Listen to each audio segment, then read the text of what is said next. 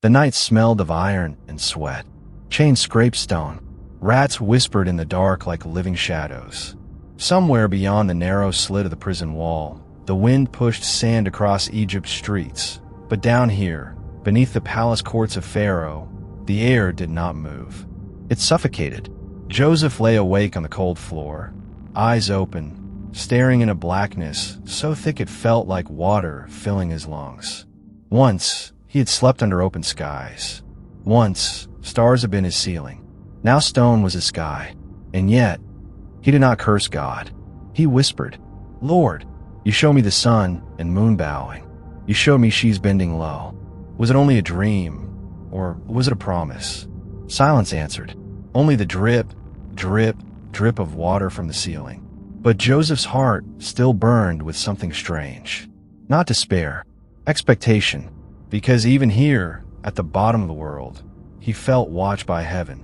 Years earlier, the memory rose like sunlight through fog.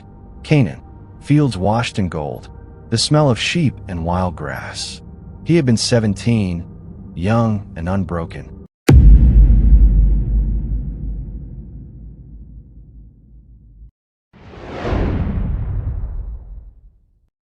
Jacob's beloved son, the coat, that coat, threads of crimson and blue woven like royalty. His father's pride stitched into every fiber. Genesis 37 verse 3. Now Israel loved Joseph more than all his children, and he made him a coat of many colors. His brother's eyes had changed the day he wore it. Love turned to something sharp, something that cut. And then the dreams. The first dream, it fell harmless. Bundles of wheat bowing to his own. He told them, laughing. They did not laugh. Genesis 37 verse 7. Behold, we were binding sheaves, and lo, my sheaf arose, and your sheaves stood round about, and made obeisance to my sheaf. Shalt thou indeed reign over us? They spat. The second dream made it worse. Sunday moon, 11 stars bowing. Even his father grew uneasy. But Joseph couldn't help it. He believed God spoke through dreams. He believed destiny was real. He believed God had chosen him. He just didn't know destiny sometimes begins with betrayal. The day they sold him, the sky had been cruelly beautiful. Clear, blue, indifferent. He ran toward them, smiling. Brothers. That was the last time he called them that without fear. Hands grabbed him, rough, angry. They tore the coat away. He still remembered the sound. Fabric ripping, like his heart splitting.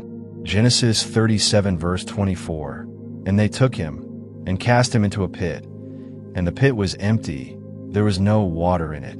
Darkness, dirt, the smell of death. He screamed until his throat burned. Above, they ate bread, a meal, while he begged. Then the rope. For one terrible second. Hope. They were pulling him out. They had changed their minds. But it wasn't salvation. It was slavery. Genesis 37 verse 28. And they sold Joseph for 20 pieces of silver, and they brought Joseph into Egypt. 20 pieces. The price of a broken heart. The price of a dreamer. Egypt swallowed him whole. The language is strange. The face is foreign. Chains on his wrists. But something impossible happened. He did not collapse. He did not curse. He worked. He served. He trusted me. Genesis 39 verse 2. And the Lord was with Joseph, and he was a prosperous man. Even as a slave, heaven walked beside him. Potiphar noticed. This Hebrew boy who did everything with excellence. Fields multiplied. Accounts increased. Order replaced chaos. Soon Joseph ran the entire household. From pit to power. Again. Maybe the dream was coming true. Maybe this was it. Maybe the suffering was over. But destiny has valleys inside valleys. Potiphar's wife watched him. Eyes like snakes. Hungry. Persistent. Lie with me. Again. And again. And again. Joseph trembled. Not with desire, but with fear of God. Genesis 39 verse 9. How then can I do this great wickedness and sin against God? He ran, but sin chased him. Her scream tore the house apart. False accusation, false tears, false justice. Potiphar's face hardened, and just like that, trust turned to chains. Again, which is how Joseph found himself here. Below the palace. Below hope. In prison. The place where forgotten men rot. The place where dreams die. The Lord was with Joseph. He almost laughed. Was he? Really? If God was with him, why did every door lead downward? From my favored son, to slave, to a prisoner, from coat, to chains, from my dream, to darkness. He pressed his forehead to the cold wall. Why, Lord? Still silent. But deep inside, like a coal that refused to go out, faith remained. And that frightened even him. Because how could he still believe? Days turned into months. Months into years. Joseph served the guards, cleaned floors, carried water, helped the sick. Even in prison, excellence followed him like a shadow.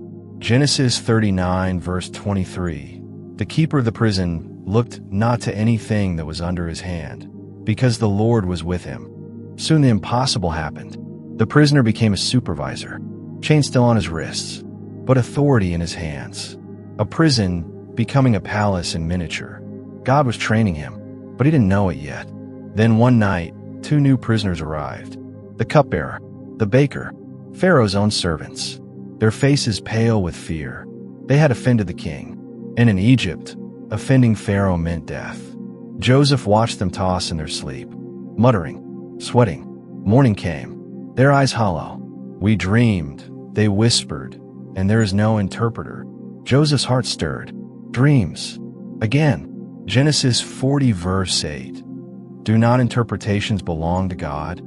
Tell me, I pray for you. The cupbearer first. A vine. 3 branches. Grapes pressed into Pharaoh's cup. Joseph spoke softly. Within 3 days, Pharaoh will restore you. Hope flared in the man's eyes. Then the baker. Baskets of bread.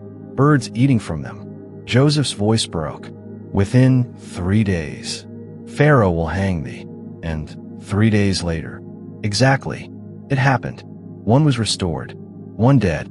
The prison guard stared at Joseph differently now. Like he was dangerous. Like heaven whispered to him.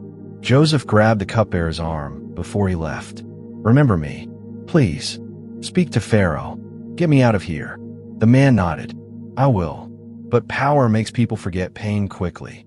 Genesis 40 verse 23. Yet did not the chief butler remember Joseph, but forgot him. Forgot. 2 more years. 2 more silent years. No dreams. No visitors. Just waiting. Waiting is sometimes the hardest prison of all. Then one night, the palace trembled. Pharaoh woke up screaming. Sweat soaking royal sheets. 7 fat cows. 7 thin cows devouring them. 7 full ears of corn. 7 withered ears swallowing them. Dreams that made no sense. Magicians failed. Wise men are confused. Panic spread. Because when Pharaoh dreams, nations shake. And suddenly, a memory sparked. The cupbearer froze. Hebrew.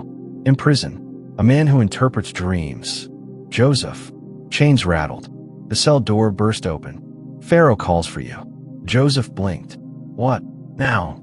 They shaved him. Wash him. Change his clothes.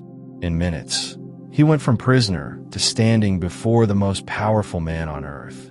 Talk about God's timing. 1 second forgotten. Next second before throne. Pharaoh's voice boomed. I have dreamed a dream, and none can interpret it. Joseph bowed, not to Pharaoh, but inwardly to God. Genesis 41 verse 16. It is not in me. God shall give Pharaoh an answer of peace. The room held its breath. As Pharaoh spoke, Joseph felt something open inside him. Like heaven itself poured understanding into his mind. 7 years of plenty. 7 years of famine. Store grain now, or Egypt will die. Silence. Then fear. Then I was in awe. Pharaoh stared at him long. This slave. This prisoner. This foreigner. How does he know? The answer was simple. God. And then, the power shift. So suddenly it made the room dizzy. Genesis 41 verse 40. Thou shalt be over my house, and according unto thy word shall all my people be ruled. Genesis 41 verse 41. See, I have set thee over all the land of Egypt. Joseph's heart stopped. Over all. Egypt. Genesis 41 verse 42. And Pharaoh took off his ring, and put it upon Joseph's hand, and arrayed him in vestures of fine linen, and put a gold chain about his neck. From chains to gold, from prison rags to royal linen, from forgotten to second in command of the greatest empire on earth. In a single day, the prison had become a palace, just like the dream, just like God said. But Joseph trembled, because destiny wasn't finished. Somewhere beyond Egypt's borders, famine was coming, and hunger would drive desperate men south. Men he once called brothers, men who sold him, men who thought he was dead. And when they walked into Egypt, they would kneel, exactly like the dream. Joseph stood on the balcony of the palace, wind rushing past his face. He whispered, "Lord, what happens when they come?" The question lingered in the night, because power tests the heart more than pain ever did. Would he forgive, or would he avenge? Would he remember the pit, or remember God? Footsteps echoed behind him. A messenger bowed low. "My lord." Caravans from Canaan approached the borders, seeking grain. Joseph's breath caught. Canaan, his home, his past, his brothers, coming. The past was walking toward him, and this time, he wasn't the one in chains. The screen of history was about to flip, and what he chose next would decide everything. The palace never truly slept. Even at night, torches burned along the corridors like watchful eyes. Guards shifted their spears. Servants whispered. Somewhere beyond the high walls, the Nile moved like a black serpent under the moon. But Joseph stood alone on the balcony of Pharaoh's palace, the wind lifting the edges of his linen robes. The gold chain around his neck felt heavier than iron ever had. Chains had been simple. This was my responsibility. Below him, Egypt stretched endlessly. Granaries, temples, markets, soldiers, chariots. All of it now moved at his command. Yesterday, he had been a prisoner.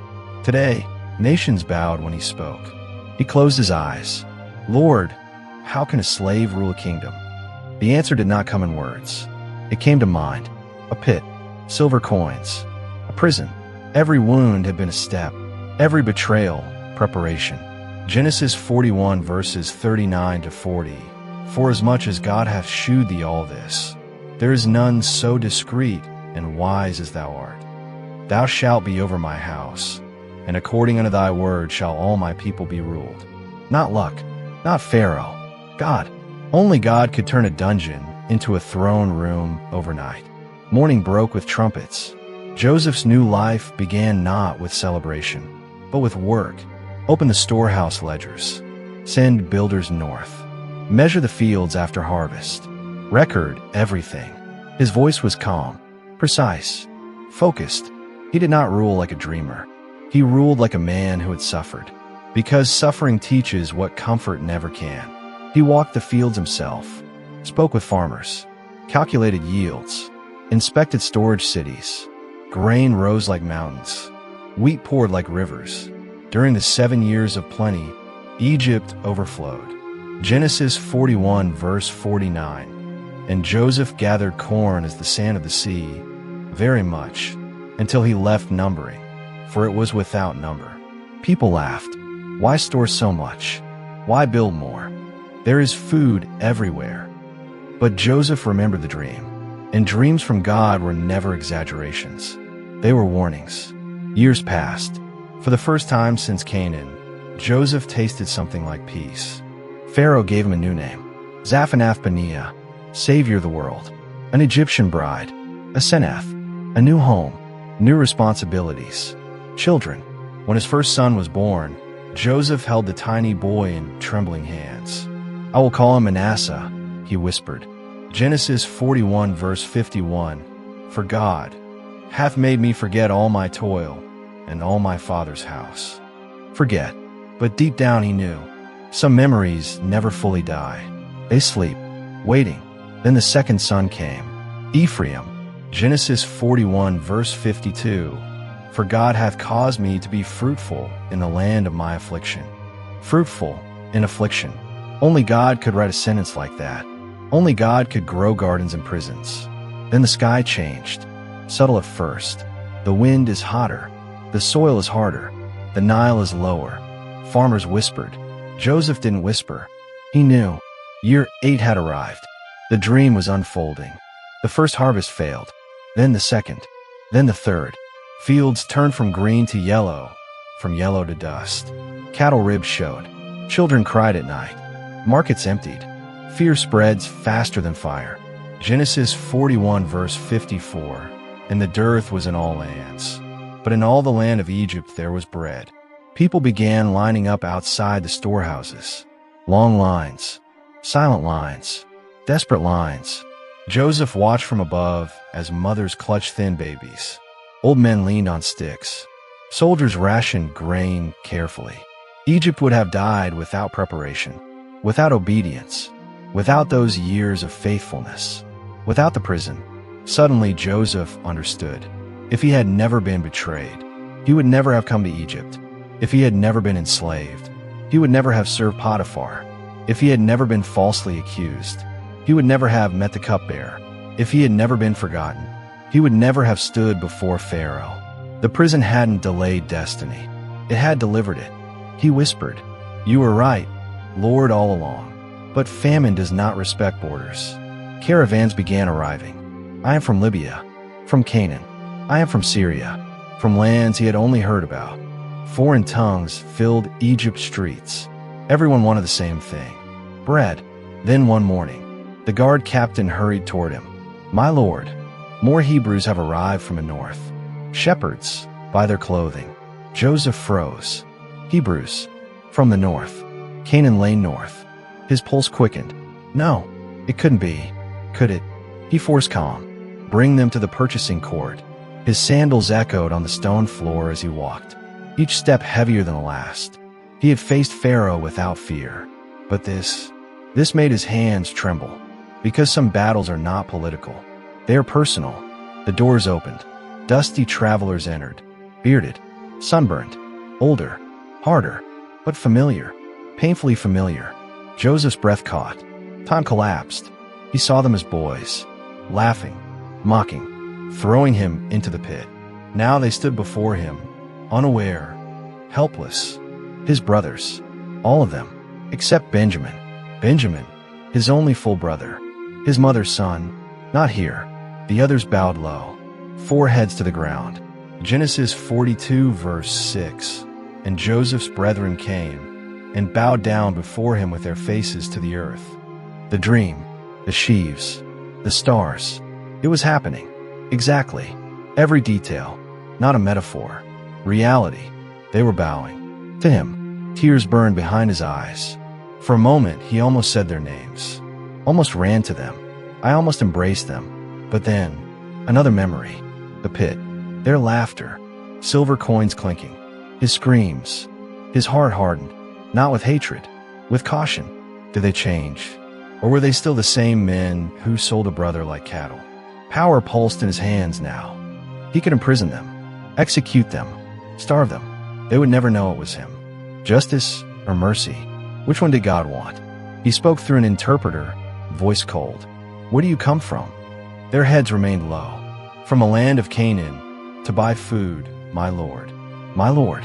The words pierced him. They once called him a dreamer. Now they called him Lord. Irony sharper than any blade. Joseph studied their faces. Older, weary, guilty, or just hungry. He made a decision. He would test them. Because forgiveness without truth is cheap. And destiny required healing, not pretending. You are spies, he said. They looked up in horror. No, my lord. We are honest men. Honest. The word almost broke him. Honest men don't sell their brother. Genesis 42 verse 9. And Joseph remembered the dreams which he dreamed of. Dreams and pain colliding in one moment. We are 12 brothers. They pleaded. The youngest is with our father. One is not. One is not. Joseph's chest tightened. Not. As if he never existed. As if he were already dead. Silence filled the court. Joseph turned away so they wouldn't see his face. If they looked closely, they might recognize him. If he stayed longer, he might break. Put them in custody, he ordered. Chains clanked. And for the first time, the brothers felt what Joseph once felt. A prison. Fear. Uncertainty.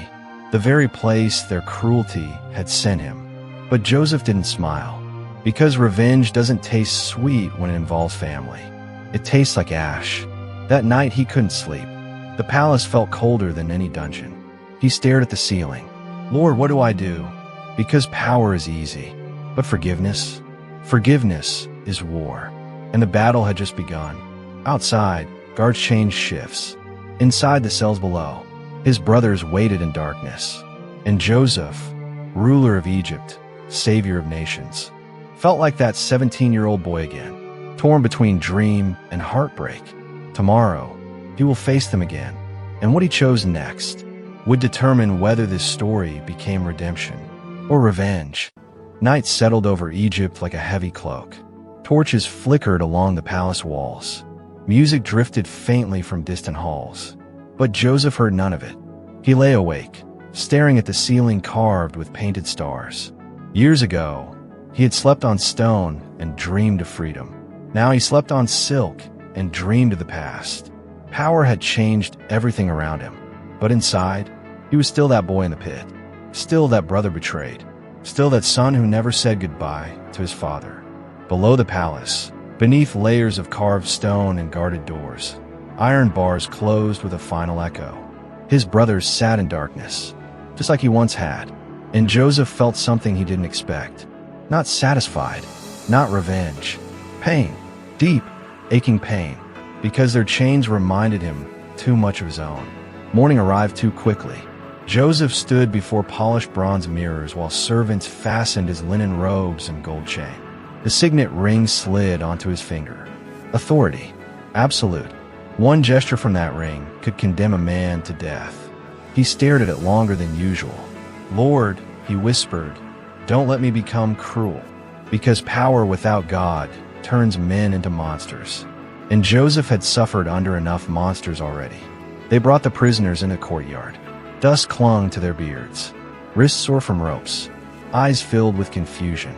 Reuben, Judah, Levi, Simeon, Issachar, Zebulun, Naphtali, Gad, Asher, faces older, lines deeper, but unmistakable. His brothers, the men who shared his childhood, the men who erased it. They bowed low again. Every time they bowed, the dream replayed in his mind like thunder. Genesis 42, verse 9. And Joseph remembered the dreams which he dreamed of. God had been right. Every second, every step, even when it hurts, especially when it hurts. Joseph hardened his voice. You say you are an honest man. They nodded quickly. Yes, my lord. We are sons of one man. 12 brothers. The youngest remains with our father. The youngest, Benjamin. Joseph's breath caught. Benjamin alive. Safe. Not corrupted by the others. His only full brother. His mother Rachel's last gift to the world. A memory of home stabbed through him. He could almost hear Rachel's voice. Feel her hands.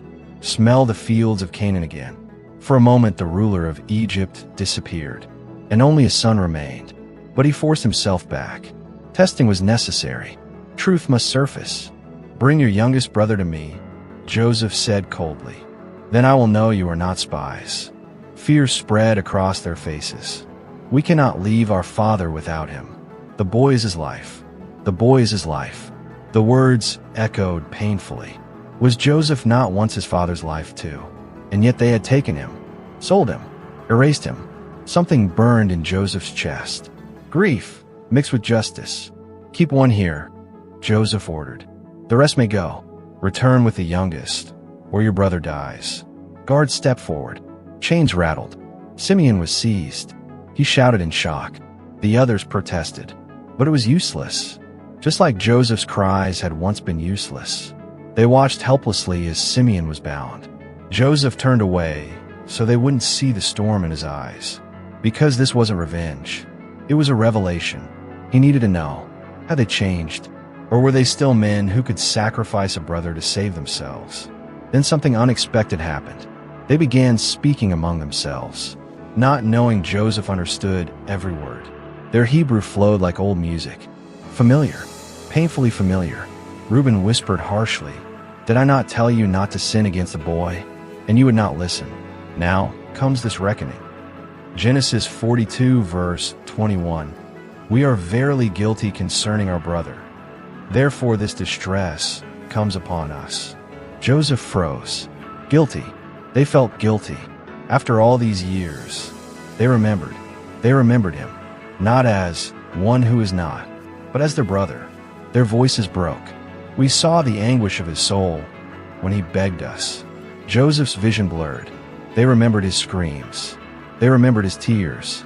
They hadn't forgotten. He couldn't breathe. Suddenly the walls felt too close. He turned and rushed away, into a private chamber. And there, the strong ruler of Egypt collapsed and wept, not quiet tears, but deep, shaking sobs, the kind buried for decades, because sometimes healing hurts worse than wounds. Genesis 42 verse 24, and Joseph turned himself about from them and wept. All those years thinking they never cared, all those nights believing he meant nothing.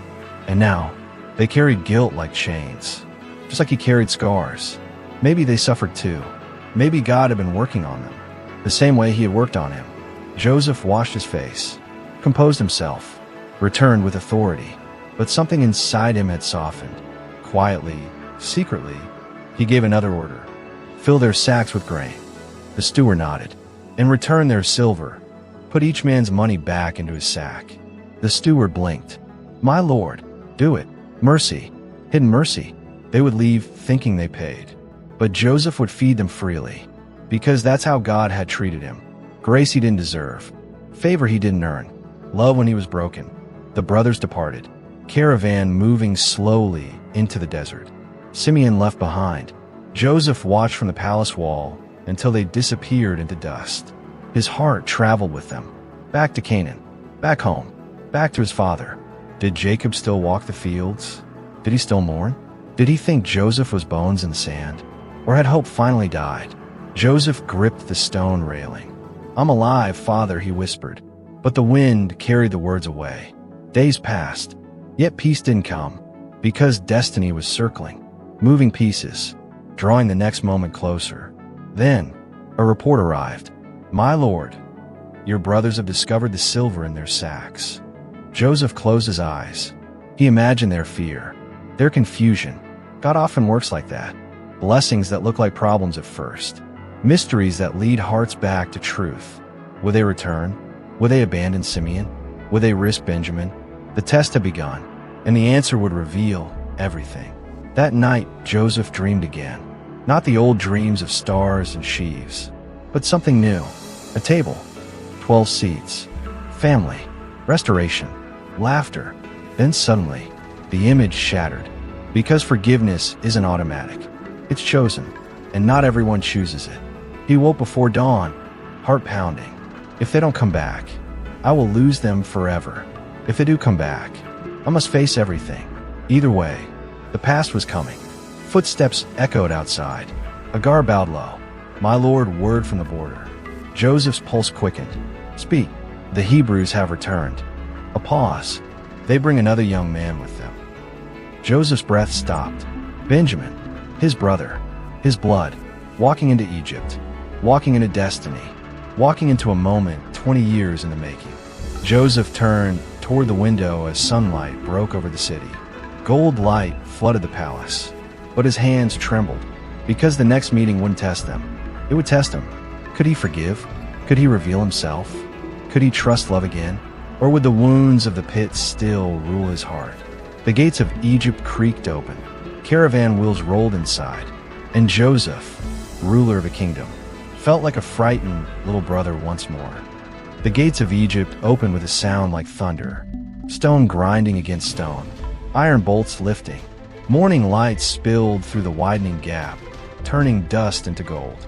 Joseph stood half-hidden behind a column above the entry court, fingers gripping the carved limestone so tightly his knuckles whitened. His heart beat louder than the drums below. They're here, after 20 years, after the pit, after the chains, after the palace. Everything had led to this moment. The caravan rolled forward slowly, camels groaning, wheels creaking. Men are tired from traveling. And then, Joseph saw him, younger, softer, eyes like their mother's. Benjamin, not a boy anymore, but not hardened like the others. still innocent, still untouched by cruelty. Joseph's breath caught painfully in his chest. Benjamin looked so much like Rachel that it felt like seeing a ghost. For a second, Joseph forgot he was governor of Egypt. Forgot the ring, forgot the gold, forgot the throne. He was just a brother, a son, a memory walking. "Bring them to my house," Joseph ordered quietly. The steward blinked. "My lord, to your house." "Yes, prepare a meal, slaughter an animal, set the table for noon." The steward bowed quickly, but Joseph could see the confusion. Foreign shepherds did not dine with rulers. Prisoners did not eat at a governor's table. But Joseph wasn't thinking like a ruler now. He was thinking like a family, and family is never logical. The brothers were escorted through the streets, past markets, past temples, past statues of gods they didn't recognize, then through the gates of Joseph's private residence. Their fear grew with every step. They whispered urgently, "Why are we brought here?" "It's because of the silver. He's going to accuse us. He'll enslave us." Their guilt had turned every blessing into a threat. Joseph watched from a balcony above. Pain twisted inside him. They lived expecting punishment, just like he once had. Sin has a way of doing that, turning every shadow into judgment. They rushed to the steward. "Please, sir," Judah said quickly, "about the silver. We don't know how it returned to our sacks. We brought it back. Don't punish us." The steward looked confused, then strangely gentle. "Peace be to you," he said. "Fear not. Your God, and the God of your father, hath given you treasure in your sacks." Their God. Even Egyptians could see it now. God was moving, quietly, strategically, everywhere. Then Simeon was brought out, alive, unharmed, chains removed. The brothers embraced him like a man returned from the dead. Joseph turned away again. His eyes burned. How badly he wanted to run down those stairs. How badly he wanted to shout, "It's me. I'm alive." But not yet. Not yet. Their hearts still needed testing. Because reconciliation without transformation is fragile. God wasn't just restoring a family. He was restoring character. Noon arrived. The doors opened. They entered the dining hall and stopped, speechless. Long stone table, polished floor, torches glowing, Egyptian officials seated separately, and at the head, Joseph, robed in white, gold flashing, authority radiating from him like sunlight. They bowed low. Again, Genesis 43 verse 26. And they bowed themselves to him, to the earth. The dream. Again, over and over, God repeating himself. Joseph forced his voice steady. "Is your father well? The old man of whom ye speak, is he still alive?" They answered quickly, "Thy servant, our father is in good health. He is still alive." Joseph swallowed hard. Alive. Jacob was alive. For 20 years he had imagined graves, funerals, goodbyes, but his father still breathed. Hope flooded him, so suddenly he almost staggered. God had preserved him too. Then Joseph saw Benjamin up close. Close enough to see freckles. Close enough to see youth still clinging to him. "Is this your younger brother, of whom ye speak?" "Yes, my lord." Joseph stepped forward slowly, every step trembling. "God be gracious unto thee, my son." "My son." The words slipped out before he could stop them. Benjamin looked confused, but something in Joseph's voice had softened. Something fatherly, something familiar. Joseph couldn't take it. Emotions surged like a breaking dam. Genesis 43 verse 30. "And Joseph made haste, for his bowels did yearn upon his brother, and he sought where to weep. And he entered into his chamber, and wept there." He ran, not walking, ran. The door shut, back against the wall, and the tears came again, violent, uncontrolled, 20 years of grief pouring out. He covered his mouth to keep from crying aloud, because if they heard him, they might recognize him, and he wasn't ready. Not yet. Forgiveness was close, but not completely. There was still one last truth he needed, one last test, one question that haunted him. Would they sacrifice Benjamin the way they sacrificed me? He washed his face, returned, mask back on, voice steady, served the meal. Food filled the table. Bread, roasted lamb, fruit, wine. But something strange happened. Joseph ordered them seated, by birth order, from oldest to youngest. Reuben first, Benjamin last. The brothers stared at each other in shock. How could he know? Is this sorcery? Fear mixed with wonder. Joseph had a faint smile. God knows everything. And sometimes, he lets his servants know too. Then Joseph did something unexpected. He gave portions to each man. But to Benjamin, 5 times more. 5 times. More meat, more bread, more wine. A test. Pure and simple. Years ago they hated him for favoritism. For a coat. For love. Would jealousy rise again? Would their eyes darken? Would resentment grow? Joseph watched every movement carefully. Every glance. Every whisper. Ready for old hatred to surface. But it didn't. They laughed. Shared. Smiled at Benjamin. Protected him. No envy. No anger. Only relief that the youngest ate well. Something had changed. Something real. Joseph felt it. The brothers who sold him were not the same men anymore. Suffering had shaped them too, just like prison shaped him. For the first time in 20 years, hope outweighed pain. Maybe restoration was possible. Maybe the family could live again. Maybe God hadn't preserved him for revenge, but for redemption. Yet one final test remained, the hardest one, because forgiveness is not proven by words, but by sacrifice. Joseph called the steward quietly.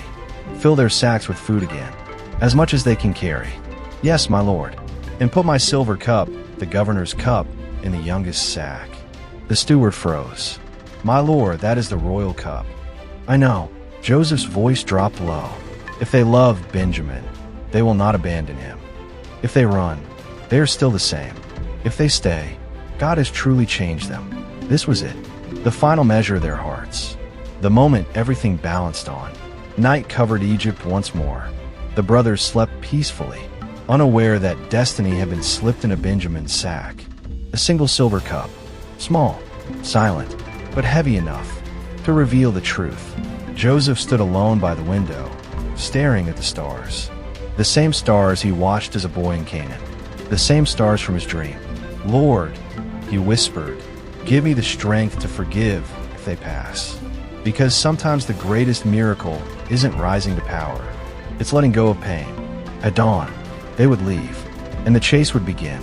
And the final test would either shatter this family forever, or bring it back to life. Dawn crept across Egypt like a blade of light. Cold, silent, unforgiving. The sky shifted from violet to gold as the city stirred awake. Joseph had not slept. He stood by the window where the stars had faded only moments before, his reflection faint in the polished stone. Somewhere below, the caravan prepared to leave. Sacks filled, camels loaded, sandals tightened, and inside one of those sacks, his silver cup, the final test, his final question. Do they still abandon their brother when it cost them something? Or have they changed? Joseph's hands trembled, because he wasn't only testing them, he was testing himself. If they failed, could he live with what came next? If they passed, could he truly forgive? Either answer would break something inside him. The gates opened. The brothers left the city laughing, softly with relief. Benjamin walked among them, unaware that destiny clinked quietly beside the grain. They thought the worst was behind them. Food secured. Simeon was restored. Mercy received. For the first time in days, hope returned to their steps. They did not know heaven was watching. They did not know Joseph's eyes followed them from the tower. They did not know this peace was only the calm before the storm. Joseph turned sharply. Steward, yes, my lord. Rise. Take men. Follow them. The steward stiffened. And when you overtake them, search their sacks. A pause. Then quietly, you know what to look for. The steward nodded. And when you find it, Joseph's voice lowered. Bring them back. Justice. Truth. Revelation. All riding on one silver cup. The sun climbed higher. Desert wind carried the smell of sand and sweat. The brothers walked steadily, speaking of their father. Father will rejoice when he sees Simeon and the grain, and Benjamin is safe. Reuben laughed for the first time in years. Perhaps God has finally shown U.S. favor. Then, hoofbeats. Fast. Sharp. Approaching. They turned. Egyptian chariots, dust exploding behind them. Their stomachs dropped. Fear returned like an old enemy. The steward shouted, "Why have you repaid evil for good?" Judah stepped forward quickly. "What do you mean, my lord? My master's silver cup has been stolen." Silence. Shock. "What? No, never." They tore open sacks themselves. Frantic. Confused. "Search us. Whoever has it, let him die." Bold words. Confidence. Because they believed themselves innocent. One by one the sacks were opened. Reuben's. Nothing. Levi's. Nothing. Judah's. Nothing. Each brother exhaled in relief. Joseph watched from afar through messengers' reports, heart pounding with each name. Then, the last sack. Benjamin's. The steward reached inside slowly. Time froze. Birds are silent. The wind stopped. Then, metal. A soft, deadly clink. The silver cup lifted into the sunlight. It flashed like lightning. The world shattered. Benjamin's face was drained of color. The others stared. No one breathed. Genesis 44 verse 12. And the cup was found in Benjamin's sack. Not anger. Not accusation. Something worse. Horror. Because they knew what this meant. Death. Or slavery. Or both. Benjamin whispered, "I didn't." But words failed. And for a moment, Joseph's heart nearly stopped. Because now comes the truth. Now comes the choice. Would they run? Would they abandon him? Just like they abandoned me? Then something happened that Joseph never expected. They didn't flee. They didn't argue. They didn't blame Benjamin. Genesis 44 verse 13. Then they rented their clothes and landed every man his ass and returned to the city. They tore their clothes in grief and turned back. Together. No one left him. No one ran. They chose to suffer with him. Joseph gripped the railing so tightly his nails cut skin. They came back. They came back. The old brothers would have run. The old brothers would have said, "Let him rot." But these men, these broken, humbled, changed men, returned. They stood before Joseph again, dusty, defeated, terrified, and fell to the ground. Judah stepped forward slowly, not proud, not angry, just broken. "What shall we say unto my Lord?" he whispered. "God hath found out the iniquity of thy servants." Iniquity, not theft. Sin. They weren't defending themselves anymore. They were confessing everything, even the past, even Joseph. Joseph's chest tightened. This wasn't the same Judah who suggested selling him. This was a different man. Joseph forced the test further. "Only the one with the cup shall remain. The rest of you, go in peace." There it was. Freedom. Escape. A clean exit. All they had to do. Abandon Benjamin. Exactly what they once did to Joseph. Silence filled the hall. Joseph's pulse roared in his ears. Run. Or stay. Judah fell to his knees, then spoke words that shattered 20 years of pain. Genesis 44 verse 33. "Now therefore, I pray thee, let thy servant abide instead of the lad a bondman to my Lord, and let the lad go up with his brethren. Take me, not him. I will be the slave." Judah's voice broke. "Our father, his life is bound up in the boy's life. If the lad is not with us, he will die." Tears streamed down his face. "How shall I go to my father, and the lad be not with me? Not again. Not another broken son. Not another lie. Not another grave of grief. So take me instead. I will pay. I will suffer. I will stay." Joseph couldn't breathe. This was the opposite of the pit. Opposite of silver coins. Opposite of betrayal. This was love. Sacrificial love. The kind God shows. The kind heaven honors. The kind that proves change is real. Something exploded inside Joseph. All the walls. All the masks. All the years of pretending. Gone. He couldn't hold it anymore. Genesis 45 verse 1. Then Joseph could not refrain himself. And he cried, "Cause every man to go out from me." Servants rushed out. Doors slammed. Silence. Only Joseph and his brothers remained. His hands shook violently. Tears are already falling. They looked up confused, terrified. Joseph stepped forward, voice breaking. He tried again. "I am. 20 years. 20 years of pain, dreams, prayers, loneliness. boiled into 3 words. I am Joseph.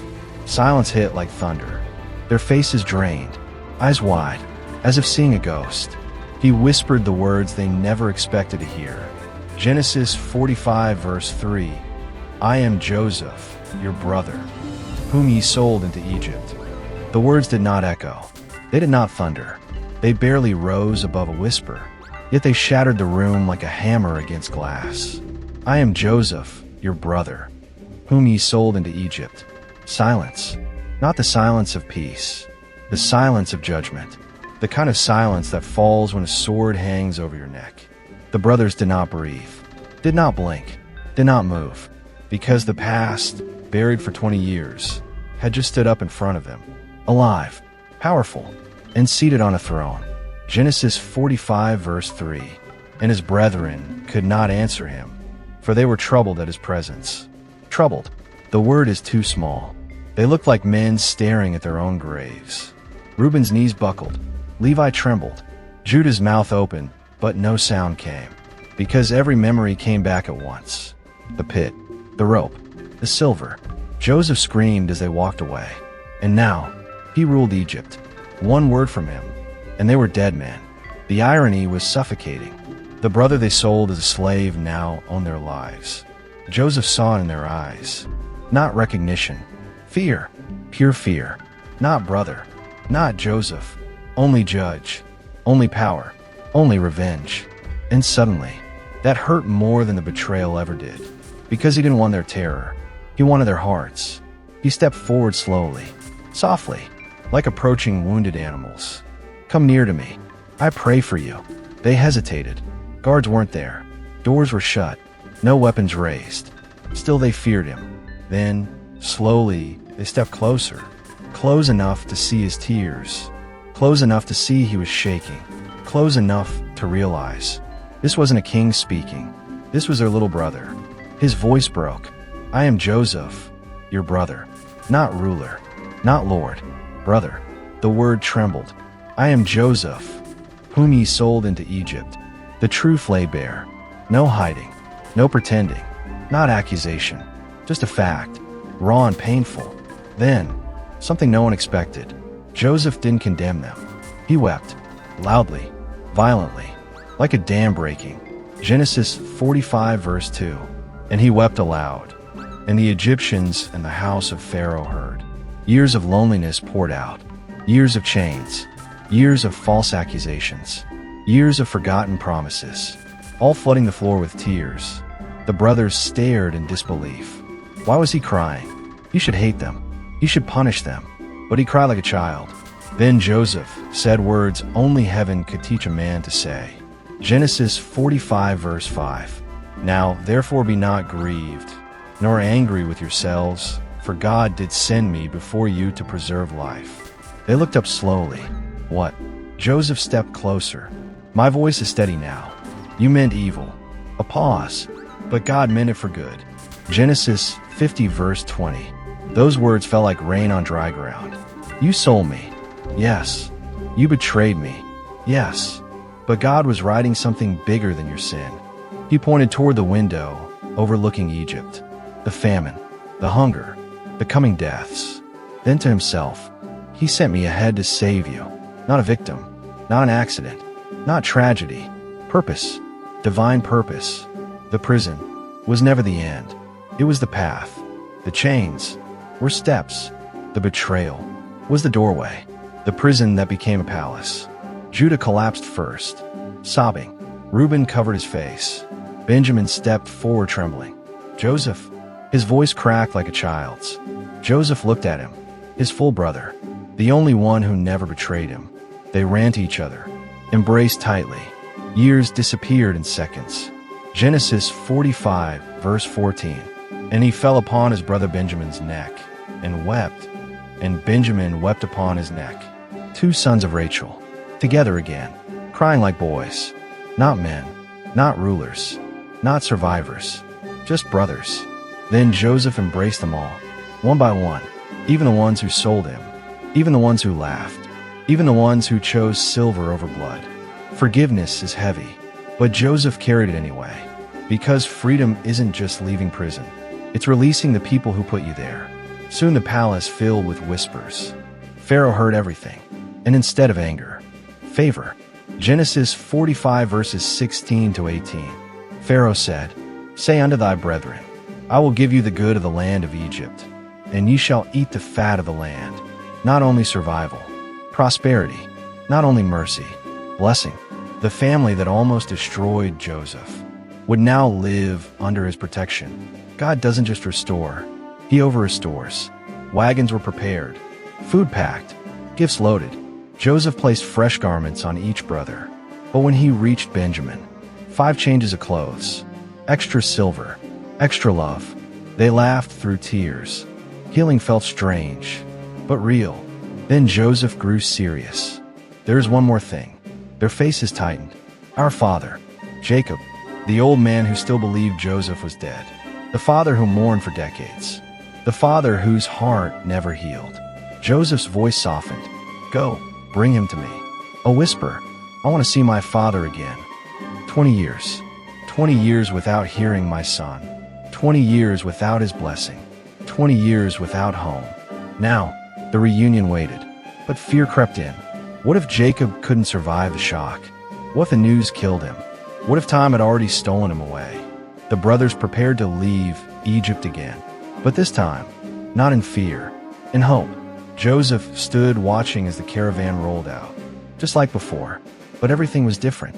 Before, they carried guilt. Now, they carried grace. Before, they feared Egypt. Now, Egypt belonged to their brother. Joseph remained at the gate long after they disappeared. Wind tugged his robes, sun dipping low, heart pounding, because the story wasn't finished.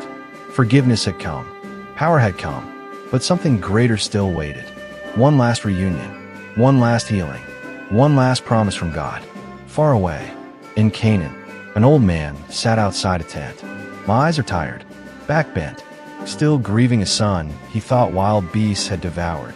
He whispered Joseph's name sometimes when no one listened. And on that very day, dust rose on the horizon. Caravan returning, faster than usual. Voices shouting, excited, breathless. Father, Father, we have seen him. Jacob frowned. Seen who? Then the words that would shake heaven and earth. Joseph is alive. His staff slipped from his hand. Heart racing. Impossible. It couldn't be. Could it? The screen fades before his answer. Before the reunion. Before father and son meet again. Because some moments are too sacred to rush. The words refused to enter his heart. They hovered in the air like something unreal. Joseph is alive. Jacob blinked. Once. Twice. As if the world itself had become a dream. No, he whispered. His voice was dry. Fragile. No, not that name. Don't say that name. Because that name still hurts. After 20 years, it still cuts like a knife. Joseph, the son of his old age. Rachel's firstborn. The boy with bright eyes and endless questions. The dreamer. The coat of many colors. Dead. Buried in memory. Lost to beasts and blood. Or so he'd been told. Genesis 37 verse 33. An evil beast hath devoured him. Joseph is without doubt rent in pieces. He had believed it. Mourned him. Buried him in his heart. Every day since. And now, these men, these same sons, stood before him shouting the impossible. He's alive, Father. He rules Egypt. He saved us. Joseph lives. Jacob's legs trembled. His staff slipped from his hand and struck the dirt.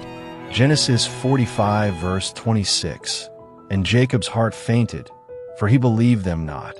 Of course he didn't. Hope can be crueler than grief. Grief is final.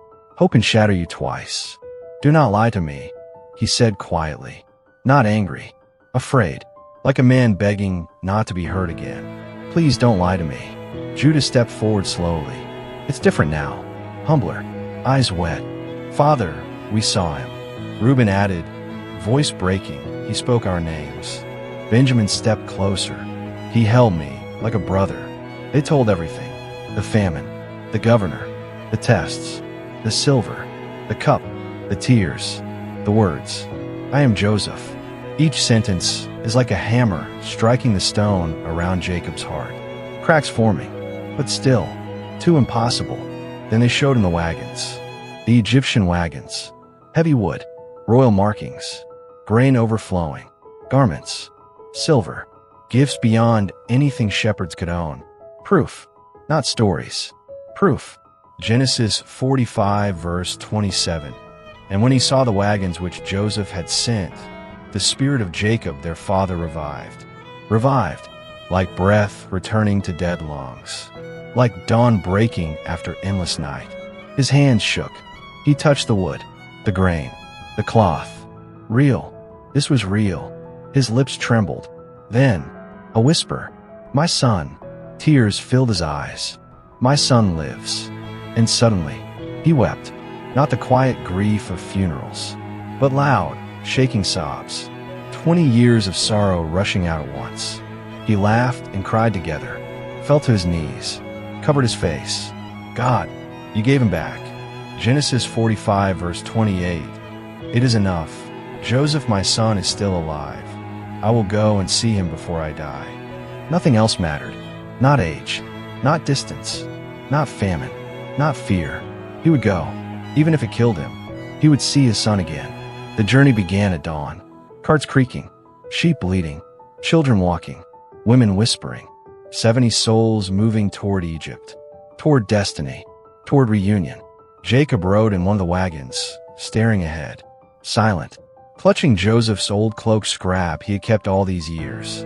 The only thing he never threw away. Every mile felt too slow. Every sunrise is too late. What if Joseph disappeared again? What if this was a dream?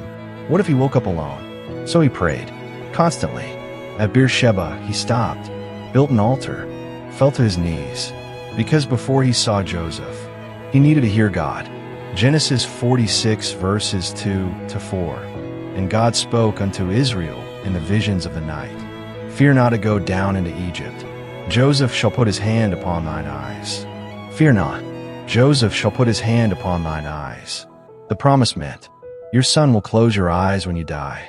You will not lose him again. Peace flooded Jacob's soul. God himself confirmed it. The reunion was certain. Days later, Egypt appeared on the horizon. Golden, massive, alive, nothing like Canaan. Jacob's heart pounded. Is he near? Soon, father. Soon. Meanwhile, far off, Joseph stood in his chariot, breath uneven, hands gripping the rails. Messengers had already told him, they are coming. They're close. Your father is alive and approaching. Joseph had faced famine, faced prison, faced Pharaoh, faced death. But this terrified him, because he wasn't a governor now. He was a son again, a boy again. What if his father blamed him? What if 20 years had changed everything? What if he was too late? The chariot couldn't move fast enough. Then, in the distance, dust, caravan shapes, slow, small, but unmistakable. Joseph's chest tightened. That's them. Before the chariot fully stopped, he jumped down, started running. Not dignified, not royal, running like a child. Jacob stepped down from the wagon with help. Old, weak, eyes straining. Where is he? Then, he saw a figure running toward him. White linen, gold chain, wind catching his robe. But the face, time could not erase. Older, stronger, but still his son. Joseph reached him first and fell into his arms. Genesis 46 verse 29. And he fell on his neck and wept on his neck for a good while. Not a moment, not seconds, a long while. Two men clinging to each other like life itself. Joseph shaking, Jacob sobbing into his shoulder. I thought you were dead. I'm here, Father. I'm here. I mourned you every day. I know. Servants looked away. The brothers wiped away tears. Even soldiers swallowed hard, because some moments are sacred, too holy to interrupt. Jacob touched Joseph's face, like making sure he wasn't a ghost. My son, he smiled through tears. Now let me die, since I have seen thy face, because thou art yet alive. Complete. His heart is complete. The wound healed. The promise was fulfilled. But Joseph looked past the reunion, past the tears, past the joy, toward Egypt, toward the famine still raging, toward the future God was still writing. Because this wasn't just a family reunion. This was the birth of a nation. Israel entering Egypt. 70 souls. One day to become millions. One day to cry out for deliverance. One day, I need another deliverer, another savior, another story God was already preparing. Joseph held his father tighter, because destiny was bigger than both of them. The sun rose over Egypt, spilling gold across the Nile and the surrounding plains. Jacob's caravan moved slowly, but steadily, toward the city where his son ruled. 70 souls, scattered in Canaan for decades, now reunited under one purpose: life, survival, and destiny. Joseph rode at the front, eyes scanning the horizon. His heart was calm, yet pounding. After 20 years, the family he had waited for was finally before him, alive, breathing, ready to follow him into the land of plenty. The city gates opened before them like arms of welcome. Soldiers stepped aside, merchants paused, and Egyptians marveled at the procession of foreigners. Joseph led them through streets lined with towering sandstone walls, banners fluttering in the breeze, and the scent of bread and spice filling the air. Genesis 46 verse 7. And Joseph took his father Jacob and his brethren and gave them carts, according to the commandment of Pharaoh. Jacob looked around in awe. The scale of Egypt overwhelmed him. Massive columns, grand palaces, and vast granaries spoke of abundance he had only dreamed of. Yet he trusted his son to guide them. Every step was a step closer to redemption, reconciliation, and a new beginning. At the palace, Joseph prepared a feast. Tables groaned under bread, fruits, and meats. He seated his family in order, eldest to youngest, ensuring each felt honored and safe. Benjamin sat beside him, joy radiating from both their faces. Judah, Reuben, and the others took their places, still in awe of the grandeur surrounding them. Genesis 46 verses 29 to 30. And he fell on his brother Benjamin's neck and wept. And Israel said, "Enough, Joseph my son is still alive. I will go and see him before I die." The reunion was bittersweet. Jacob wept for his lost years, for the pain endured, for the children scattered, yet gratitude overflowed. Joseph knelt, hands clasped, and prayed silently, thanking God for his providence, for the pit that led to the palace, for the chains that carried him to freedom, and for the family returned whole. Pharaoh summoned them to the royal court. Joseph stood before him humbly, yet proudly. The king's favor was evident. Pharaoh granted Israel land in Goshen, fertile and secure, far from famine's reach. Joseph explained their role, their needs, and their future. Genesis 47 verses 6 to 7. And Pharaoh spoke unto Joseph, saying, Thy father and thy brethren are come unto thee. The land of Egypt is before thee. In the best of the land make thy father and brethren to dwell. Joy spread among the family. Tears, laughter, and stories flowed through the halls. For the first time in 20 years, Joseph's family was united, alive, and protected. But Joseph's heart was not idle. There were plans to ensure the survival of many generations. The famine still raged beyond the Nile, and Egypt would serve as a shield for his people. That night, Joseph stood on the palace balcony, staring at the stars. The city glimmered beneath him, alive with life, hope, and promise. He had been betrayed, sold, imprisoned, tested, and elevated. But God's hand had guided him, and now, not just his life, but the lives of his people were secure. Genesis 50 verse 20. But as for you, ye thought evil against me, but God meant it unto good, to bring to pass, to save many people alive. Joseph's journey was complete, but God's story was far from over. Egypt would be home, but trials, triumphs, and divine providence were still weaving their threads through his family's destiny. He knew the future would demand wisdom, patience, and faith, and he would meet it all, not as a prisoner, not as a dreamer, but as a servant of God, a savior for his family, and a witness to his glory. The palace lights flickered in the night breeze. Joseph looked down at his reunited family, finally resting after decades of suffering. His heart whispered a promise. This is only the beginning. Thank you so much for spending your precious time with us today. Remember, every moment you invest in God's Word is never wasted. It plants seeds of faith, hope, and wisdom in your life. Stay encouraged, for just as Joseph's story reminds us, God can turn trials into triumph and prison into a palace in your own journey. If this story has inspired or blessed you, don't forget to like, share, and comment below to let us know how it touched your heart. And make sure to subscribe to the Word of Eternity channel so you won't miss the next powerful biblical story that could change your life. Keep your faith strong, your heart open, and remember, God's plans are always greater than we can imagine.